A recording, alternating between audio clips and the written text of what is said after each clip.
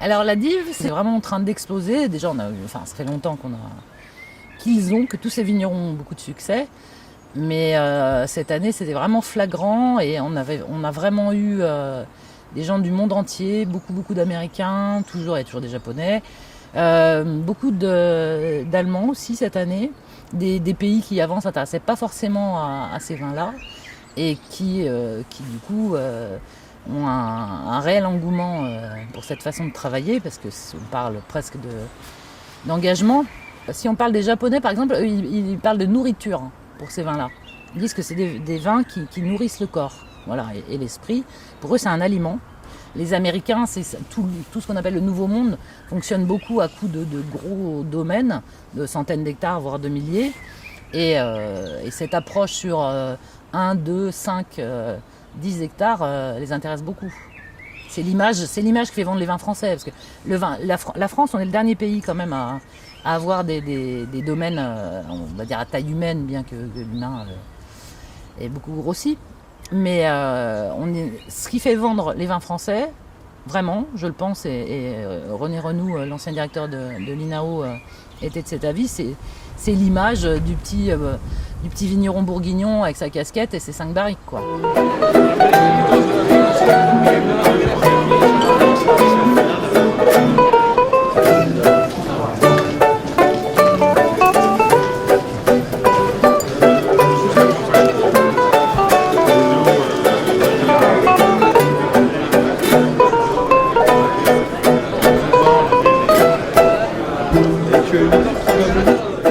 Je venais ve me gu pagaza va voir la va grave java va navez gue qui sève fabouille la vache à gâte en vend d'avant sa gant le veut ou vous la gâte c'est vic cavar ta gueule va moustagache travaille à gant congo la va des vignes avec gue mais ve sève fabé avant que les gays et ve cravi ou vous la va ou vous la va. Le nombre de grenache, des chises, le carignan et des cires. Ensuite, du hasard.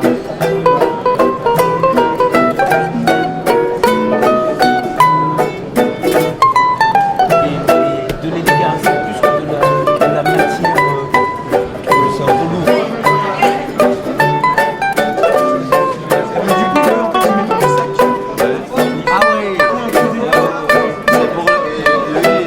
J'ai été plombier à partir de l'âge de 20 ans et j'ai mené de front le vin et la plomberie.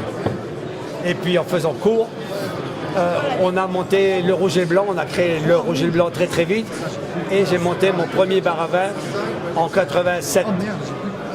Premier bar à vin de vin nature, puisqu'on servait les premiers vins nature à Paris en 85, 86, 87 avec Jacques Néampart, Jules Chauvet, Philippe Acalé, Marcel Lapierre et toute la bande. Arigato.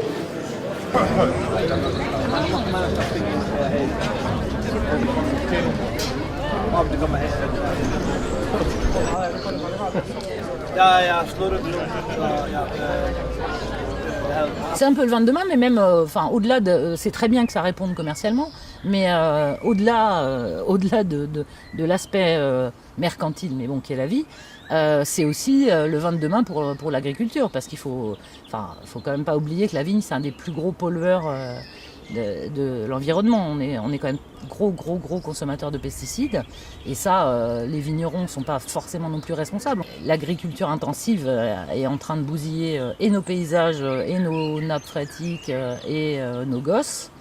Et on a mis aussi des jouets dans les mains des agriculteurs, enfin on les a forcés même quelque part à travailler comme ça. On leur a donné un herbicide miracle qui les a sauvés aussi peut-être de se casser le dos, d'aller piocher, qui a sauvé aussi des endroits qui auraient pu être désertifiés. La colline d'Hermitage aujourd'hui qui fait rêver, qui produit les plus grands vins français presque, c'est aussi un endroit qui a failli être abandonné parce que les gens ne voulaient plus aller piocher là-haut. Pour le prix qu'on vendait la bouteille, c'était plus possible d'aller se casser le dos et même de payer quelqu'un. Ces vins-là aussi, c'est une façon de valoriser un travail parce qu'ils ne sont pas non plus vendus à la citerne. Et non seulement il y a un message qui fait aussi vendre le vin, parce que quand on va chercher une bouteille chez un caviste, d'ailleurs les cavistes aussi, il faut en parler, il y en a beaucoup à la DIV bien sûr, mais c'est aussi un métier qui est en train de se développer très très fort. Il y a la grande distribution qui vend la plupart des vins, voilà, en France et dans beaucoup de pays. Et ensuite, il y a les cavistes qui sont en train de grossir, parce que les cavistes, aujourd'hui, s'ils veulent se démarquer de la grande distribution, il faut qu'ils racontent une histoire. Quand on va chercher une bouteille de vin pour ramener chez des copains à dîner, on ne ramène pas un truc, voilà, ça c'est fait sur 500 hectares et n'importe comment. On raconte l'histoire d'un bonhomme qui est dans un endroit de carte postale et qui forcément aime ses vignes et qui donc va pas les matraquer. Au moment de mettre l'enseigne, on se demande avec ma femme, avec Amandine, si on met vin naturel ou pas sur l'enseigne, juste à titre informatif pour les clients, quoi. Et donc on le fait, et un an et demi après, il y a monsieur Desfroles qui vient nous voir et qui nous demande pourquoi on a mis vin naturel, que ça n'existe pas, que c'est pas des vins biologiques, que c'est... Ouais, on lui explique un petit peu ce que c'est, parce que déjà le monsieur il n'avait pas l'air très au courant de la différence entre un vin naturel et un vin biologique. Un vin de l'agriculture biologique, et oui, mais ça n'existe pas. Il revient, et là il nous demande d'enlever de supprimer vin naturel sur l'enseigne, la mention vin naturel. Et là, à ce moment-là, bon... qu'est-ce qu'on fait? On l'enlève, on l'enlève pas? Pourquoi on l'a mis? Pourquoi on a fait tout ce travail pour démissionner et l'enlever, cette mention-là? Donc moi, je décide de ne pas l'enlever. Ces gens-là ont toujours été un peu en marge, mais ils étaient très très très minoritaires. Aujourd'hui, c'est en train de grossir. Et ce qui s'est passé, en fait, il y a eu une réforme. Elle est toujours pas... complètement en place, mais on a demandé pour recrédibiliser les appellations, les AOC, René Renoux, donc, qui était directeur de l'INAO, a proposé une réforme en disant, voilà, il faut redonner de la densité au vin d'AOC, et pour ce faire, il faut que vous expliquiez aux consommateurs que c'est bien fait. Donc vous allez réécrire vos décrets, les règles qui régissent vos vignobles, dans toutes les appellations, chacune a le sien. Et vous allez dire ce que vous êtes prêt à faire. Voilà. Donc ça va des densités de plantation à toutes les pratiques, etc. Mais c'est surtout... la clé de sa réforme, c'était de faire fonctionner le truc, de mettre une carotte. Voilà. On pouvait avoir... Si on se donnait des règles assez contraignantes, on va dire, proches du bio, quelque part. D'ailleurs, il était question aussi que ça rentre dans la réforme. Si on se donnait des règles, des pratiques très respectueuses et des rendements plus petits, on accédait à une case qu'il avait appelée un peu maladroitement les vins d'excellence. Voilà, les AOC d'excellence. Bon, ça n'a pas plu. La profession derrière a dit l'AOC est une et indivisible. Mais ce qui fait qu'aujourd'hui, tout le monde a réécrit son décret. Et puis en regardant le voisin, qu'est-ce qu'il fait le voisin? Attends, lui met des copeaux, donc pourquoi nous on ne mettrait pas de copeaux? Après tout, on peut aussi se l'autoriser. Voilà, donc il y avait plus de carottes, il n'y avait plus d'envie d'aller plus loin. Et donc on est presque, malheureusement, allé vers un nivellement, quoi. Voilà. Et en plus, l'histoire aussi de ces décrets, c'est qui ne dit mot consent. Donc par exemple, l'histoire des copeaux de chêne, si on n'en parle pas, si on ne le refuse pas, si on ne dit pas dans le décret, l'appellation refuse les copeaux de chêne, ça veut dire qu'on les autorise. Voilà. C'est un peu vicieux. Et donc, dans cette histoire, donc il était question aussi de réformer les dégustations, etc. Parce qu'il faut savoir on avait en tout cas antérieurement l'appellation sur une dégustation d'échantillons. Et ça, c'est très compliqué parce que moi, j'ai le souvenir il y a une vigneronne avec qui j'ai travaillé qui un jour rentre de cette fameuse dégustation. Donc, elle avait goûté 220 de son appellation, Bandol. Et elle dit, le seul vin que j'ai refusé, c'est le nôtre. Ah, mais effectivement, c'est quelque chose qu'on peut comprendre aussi. Moi, c'est mon boulot. On peut très bien, quand on goûte, il faut savoir, la plupart des vins dans le monde entier, sont faits avec des levures en sachet. Les levures, c'est ce qui va transformer le sucre du raisin en alcool, mais c'est aussi ce qui fait les arômes du vin. Et les levures, elles sont identifiables dans le terroir. Voilà. Et donc, ces espèces les vins nature, c'est des familles de levures aussi différentes selon les millésimes. Voilà. Après, on peut dire qu'il y en a des bonnes et des mauvaises, c'est pas la question. Et donc, cette complexité, un grand vin, c'est un vin complexe. Cette complexité, elle est aussi là grâce aux familles de levures diversifiées. Voilà. Aujourd'hui, comme la fermentation, donc cette fameuse transformation des levures, c'est quelque chose de très risqué, on va dire. C'est un moment où les vignerons ont du mal à dormir. Les laboratoires leur ont inventé des levures en sachet qui garantissent, où que vous soyez dans le monde, sur n'importe quel cépage, que ça va vous donner un goût de chardonnay ou de vanille ou je sais pas quoi. Voilà. Et comme ça, le vigneron dort bien. Le vin nature, la base, c'est ça. C'est de ne pas ajouter déjà ces levures-là, et puis de ne rien mettre sur la vendange ou sur le vin qui puisse contrarier le travail des levures. Voilà, on joue avec des moyens mécaniques plutôt que des moyens chimiques. Ah, mais du vin naturel, écoute, parce que si tu savais tout ce qu'on met dans le vin, tu n'en boirais plus depuis longtemps. C'est grave ça. Voilà, attends, nos grands-parents, mon grand-père il faisait du vin, mais il n'ajoutait pas des tas de petites poudres dedans, hein, et c'était des bons vins. Et des vins naturels, voilà, tu peux faire du vin sans ajouter pas besoin d'ajouter. La fermentation, elle se fait toute seule. Des fois, elle boude un petit peu, mais il suffit d'attendre et de chauffer un petit peu. Et la fermentation se fait et on a des vins naturels.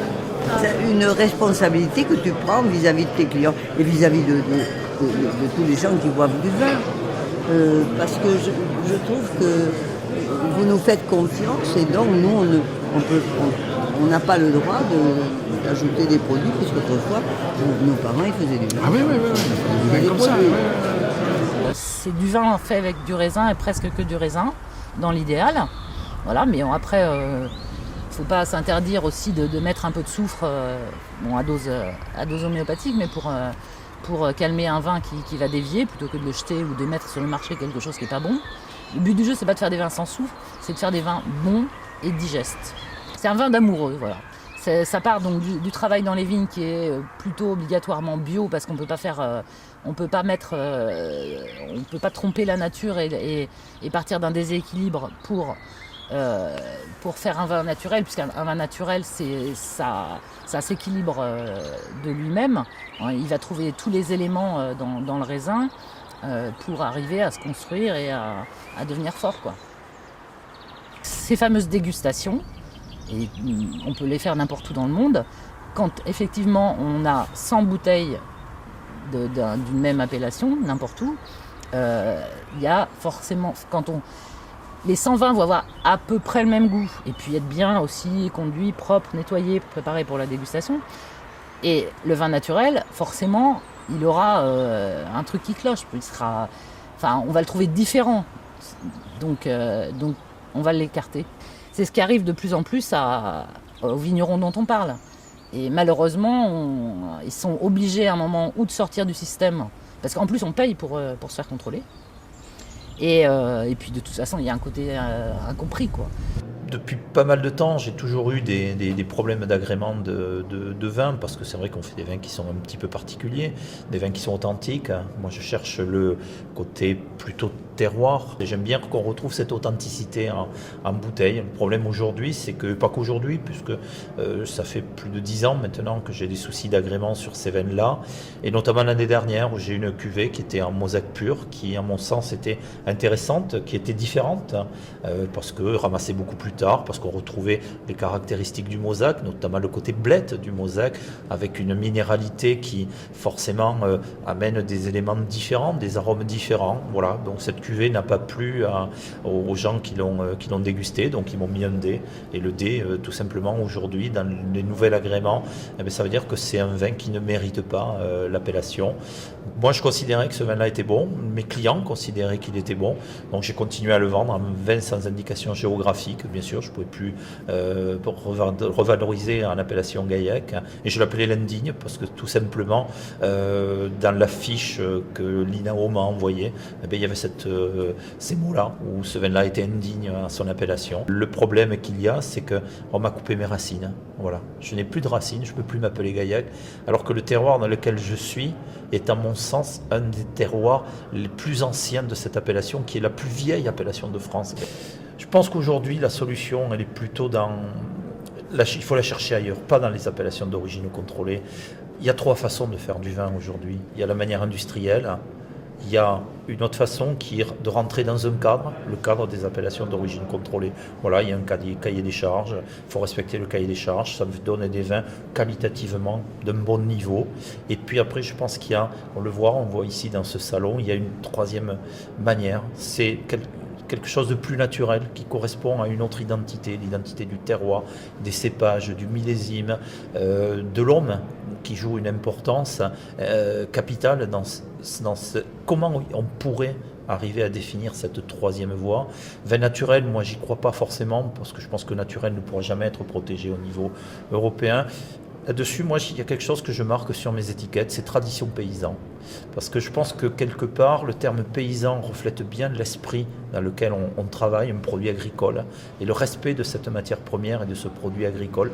Tradition, parce qu'on respecte aussi la tradition, cette transmission des savoir-faire que nos parents nous ont donné. On ne pourra arriver demain à avancer sur le marché mondial, me semble-t-il, parce qu'on voit bien qu'il y a une demande, que si on est capable de pouvoir avoir un nom, un mot qui nous classe avec quelques garanties pour le consommateur, parce que le consommateur a besoin de certain nombre de garanties.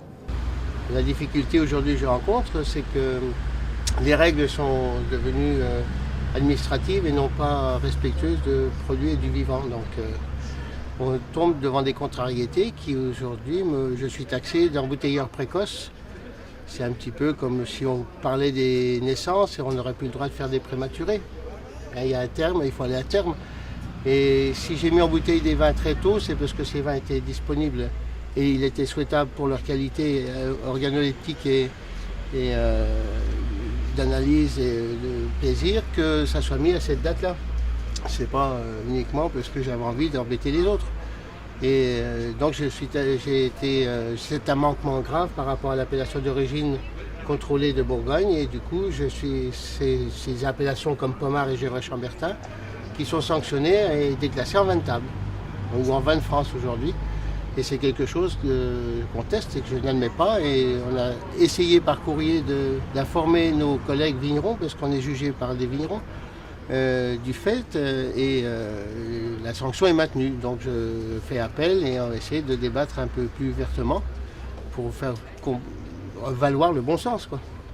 Le fossé est en train de se creuser entre les vins techniques et nous. On est des artisans, quoi. On est des paysans, on n'est pas là pour faire des... Et à un moment donné, on voulait les affronter un petit peu, là, tous ces mecs qui font des vins techniques, et puis finalement on s'est dit que ça servait à rien, quoi. Il faut les laisser faire, mais c'est leur truc à eux et c'est un choix. Après tout, personne ne détient la vérité, hein. Donc voilà. Mais le tout, c'est qu'on nous foute la paix, quoi, nous, derrière. C'est tout ce qu'on demande, quoi. Voilà. Moi, c'est tout ce que je demande. Voilà.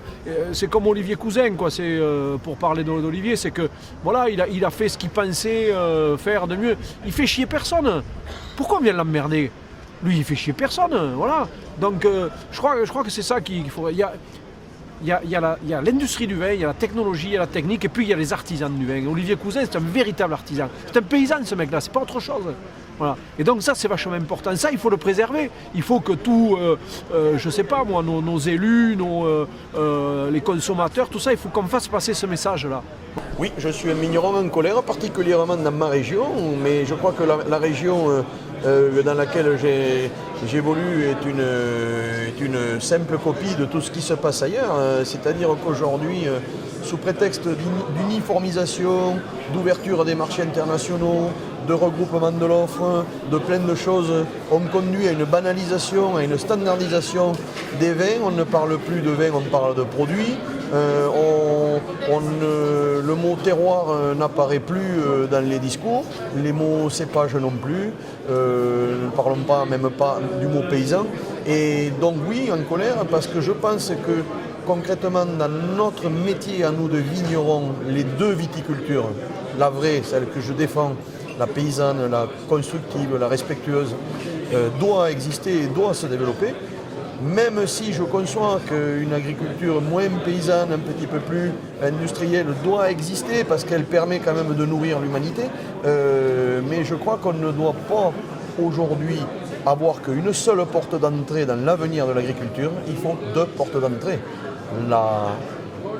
L'originelle, celle qui n'aurait jamais dû disparaître, doit aujourd'hui redevenir une porte d'entrée principale dans l'avenir de l'agriculture et de la viticulture en particulier en France. Voilà. L'intérêt, voilà, c'est exactement le message d'Emmanuel Giboulot. Il dit « Je ne suis pas je suis un lanceur d'alerte. » Voilà. Et Olivier, c'est un peu ça aussi. C'est dire, voilà, aujourd'hui, le système, ça se passe comme ça. Après, l'histoire des pétitions, c'est ça, c'est à vous de juger. C'est aux gens de juger. Mais c'est aussi la même histoire que quand on voit que les 2 tiers des Français sont contre les OGM et on en plante quand même. Voilà, donc qu'est-ce qui se passe? C'est quoi? C'est les lobbies, c'est toujours la même histoire. C'est l'histoire des minorités, des marges et des gens qui l'ouvrent. Parce que nous, on a protégé les cépages, on a protégé les terroirs. Parce que c'est bien joli, tout le monde revendique le terroir. Mais qui le respecte? Parce que pour revendiquer un terroir, il faut commencer par le respecter. C'est la première des choses. Voilà. Et à partir de ce moment-là, on peut aussi peut-être discuter un peu plus en profondeur. Voilà. Il faut absolument préserver ces terroirs. Hier, on en a parlé, je crois que c'est avec toi. On nous a transmis, justement, ça. Moi, mon père, mon grand-père, mon arrière-grand-père, et c'est l'arrière-grand-père de mon père qui a démarré sur le domaine, là, je parle pour nous. On nous a laissé ça, ce terroir, en super bon état, propre. Moi, je n'ai pas envie de le transmettre après à mes enfants, puisque on est en train de le faire, et puis aussi à mes petits-enfants, puisque j'ai déjà un petit-fils. Voilà, je suis papy depuis 5 mois. On a envie de leur laisser une terre propre, quoi, à cette jeune génération. Pas une terre salopée de pesticides, d'insecticides, de désherbants, de saloperies qui tuent les terroirs. Voilà, et ça, c'est important. Ça me paraît très important. Olivier Cousin, c'est ce qu'il fait. Il protège tout ça. Voilà, donc foutez-nous la paix. Voilà, laissez-nous faire. Et vous allez voir que finalement, on va aller au bout, quoi, hein, parce que c'est ce que fait aussi Olivier. Il va au bout de ces choses. Il va au bout de ce qu'il pense. Et donc voilà, c'est faire ce que je dis et dire ce que je fais, quoi. Et ça, c'est important. Pour moi, ça me semble très important.